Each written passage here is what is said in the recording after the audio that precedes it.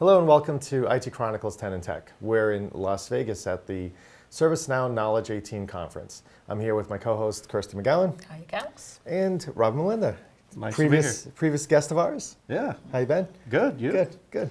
So Robert, you know, my understanding is that you've been doing a lot of work with Blazent lately. You know, obviously you've been in the config and CMDB space for quite a while. Tell us a little bit about, you know, they brought you in to help, you know, build out some new capabilities from a CMDB perspective. Tell us a little bit about those capabilities. What sort of you know, value, you know, that the clients and stuff using Blazent's process are, you know, going to be able to take advantage of. Sure.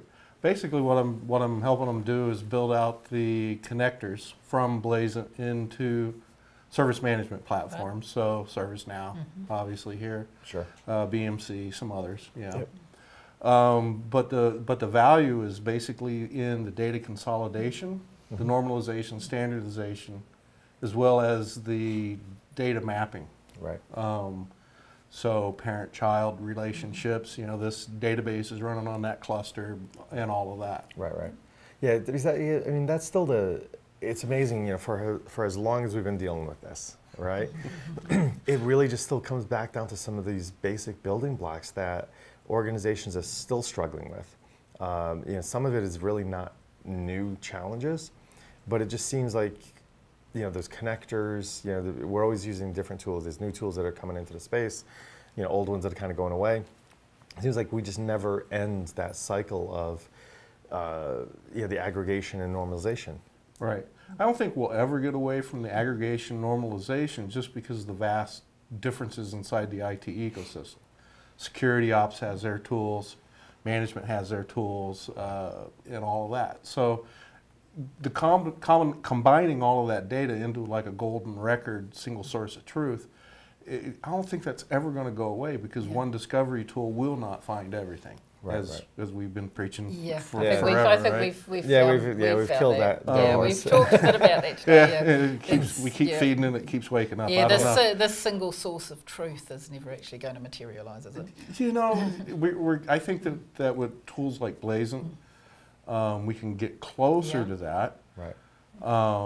But still, the truth is hard to find. You know, the X-Files say the truth is out there if we find it. Really, this next gen of Blazent tools, connectors, everything is really 100% configurable. Right. So we're getting away from, here's a computer, here's a server, so basically, because no two customers are the same, as we all know. It's easier for Blazent to respond to customer requests in data mapping, add a new field, it flows through, and it just pops out at the other end with a simple click of a button, really. Right, right. Yeah, so if you're a potential Blazent customer sitting out there, what additional value do you see the work that you're doing? What's that delivering to them? Well, I mean, the value of Blazent is that typical build versus buy. Yeah. You know, and with Blazent as a service, you know, everything's service-based these days. That's the tipping point right there. Do you want to build and maintain your own data management platform? Right. And all the issues and data storage, data lakes, data pond, I mean, you know, whatever term we're throwing at those today. And have the team to support that, or do you have a managed service? Right. Yeah, and it's, I mean, and that's the thing, you know, you know, the value is both, right? You know, we see we can just build it because we have, you know, John and Bob that are going to do it. And then they don't realize how quickly that grows into, you know, 20 Johns and 30 Bobs. And now you've created this own internal beast to support that. So, and you're not specialists in that space. Right. I think how I've always approached whenever I have my ServiceNow or BMC clients and they're saying, hey, you know, what does this do? I said, it's best that you use your internal resources for what they already know. Sure. Security ops, the database discovery tools, you know, all of those. Let them eat, live, and breathe, you know, what they are good at. Right. You get the data, it goes off to consolidation, and it comes back. Right. You know. Right. Especially around software. That software normalization, because every discovery tool calls something completely different. Yeah. And that really helps out in the security ops space. Sure. Yeah, it's in this, in this day and age, especially with the the constant change. To your point, one piece of software, and it's not. Some people don't understand. It's not from this, tiny little software company. It's the major software companies. The way it gets discovered, it could be the abbreviations on it, the way it's registered. If it's on a Unix platform, it's a whole different world. You don't even have a registry. The complexity there, which should be the easy part. Right? And you're laughing because we've all been there and have the battle scars. Right. Because and that's the thing. People, I don't think they understand how much work goes into that when they venture on down that road for themselves. They're like, oh, we're just going to pull the Windows registries, so we'll have all the software. And then next thing you know, you've got 75 versions of Microsoft Office. Same version. It's like, wait, how do we have different versions? Oh, well, the way they get recognized, and that's amount of effort that. Then internationalization, code spaces, all of that is, you take that stack and now you multiply it, and that's one product set. From one vendor, which is a obviously world-known vendor.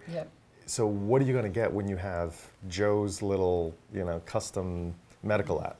That's going to be a whole, whole different thing. And what I'm finding out with some of my customers, whenever you build all these open source tools, right? Vulnerability gets announced via the security, feeds in this one particular open source thing. Where is that? Right. How many applications, included that jar file or? So it's a big scary space at times. I mean, it wasn't recent. It wasn't too long ago, right? That we had the issue with one of the open source kernel pieces, right? Oh, right. The Unix one. Yeah, one of the Unix ones. I mean, that there was really it was a guess at best to understand, what are the potential implications of this thing. Right. And as I remember, it hit the Terramark data center pretty good. Yeah. With some of the people that were hosting in it. You know, so. Yeah. So I would think that's a huge. Huge challenge if you're taking it on yourself, and again, and I've experienced this. It's not as straightforward as everybody wants to believe it is. Right. But Robert, always great talking with you. Glad you were able to make it out to us today. Yeah. I guess it's an annual event that we do. Well, same time next year. I don't know where the conference is, but we'll we always look forward to having you on because your shirts always brighten up the room for us. Well, I try. Thank you, Robert. Thanks, Robert. Thank you very much.